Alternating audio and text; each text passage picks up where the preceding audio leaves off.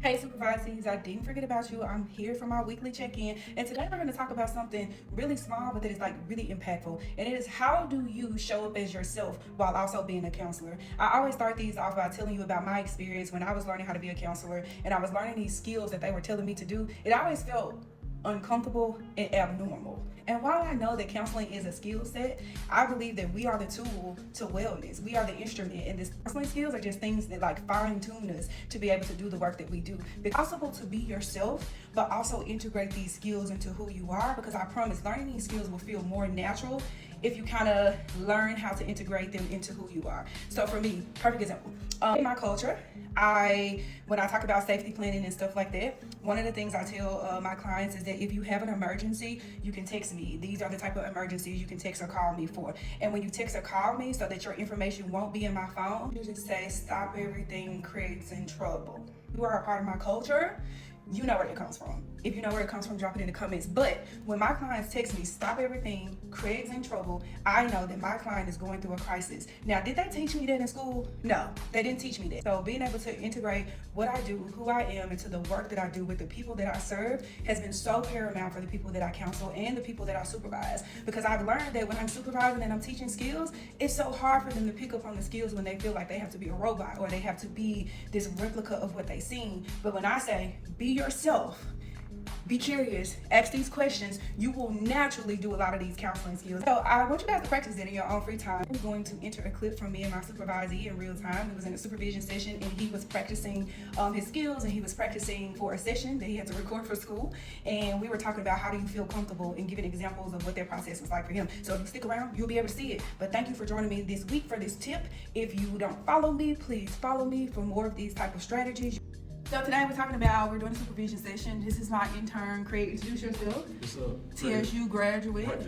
CJ, if y'all want to call me something else, no, that's what they He is an intern at Tennessee Tech in their mental health program. And today we're talking a little bit about authenticity as a counselor, and how sometimes when you're learning the skills and trying to make sure you're getting your minimal encourages in, you're building rapport with the clients, you're summarizing the feelings and stuff, how sometimes when you're trying to do your skills, it's kind of hard to like know how to integrate that into yourself. So I've noticed like working with supervisees, even people who are like pre-licensed counselors, when we talk about like the interventions and their theoretical perspectives, sometimes that's hard to integrate into who you are as a counselor.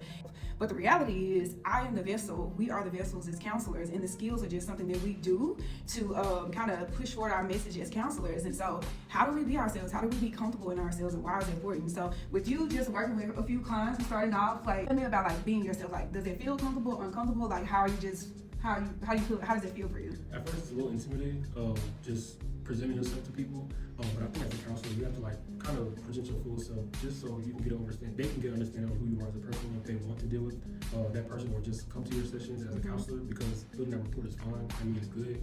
I usually try to present myself a different way, and that way we can set our overall tone and see how we want to present ourselves and give that comfortability for different people, especially for like black men and black people. I can code switch, I can get onto the more professional side, we can code switch and talking culturally, things like that.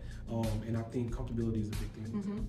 And or decided not to code switch. That's up to you. You don't have to. This did a session that I kind of just sat in on, and he has on his TSU HBCU shirt, and the black male that he was counseling so happened went to a HBCU as well. And that was a thing in the session that was so small, of like him showing a piece of himself that connected them to, that helped him build rapport. So like while we're working on in school, traditionally we build rapport by this way. Something as simple as him having on his shirt and connecting with the black male that he was counseling was like, oh yeah, I went here, you went here, that's cool, I feel comfortable already, because you know like the background I come from. So sometimes building rapport doesn't have to be like this really loud skill. It can be something that your presence, something showing up and representing yourself, which means that it's good for you to be authentic. To be authentic to who you are, you do not have to be something different, code switch, talk different, show up different for you to be able to do those skills. He was able to build rapport, he was able to learn about the person's cultural background, because we can't assume just because they went to HBCUs or they look the same that they had the same cultural background, but he was able to ask open-ended questions to get more information about the person in front of him. So I just wanted to say that today, you are the counselor.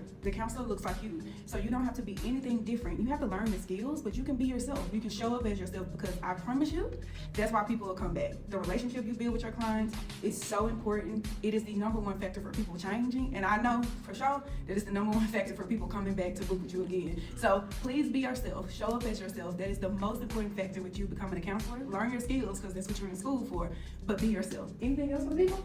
Just continue to learn and grow. That's what I'm doing. So, takes time. It takes time. Learning and growing over here. But thank y'all for tuning in for this week learning. Listen, I will see y'all next week. Bye.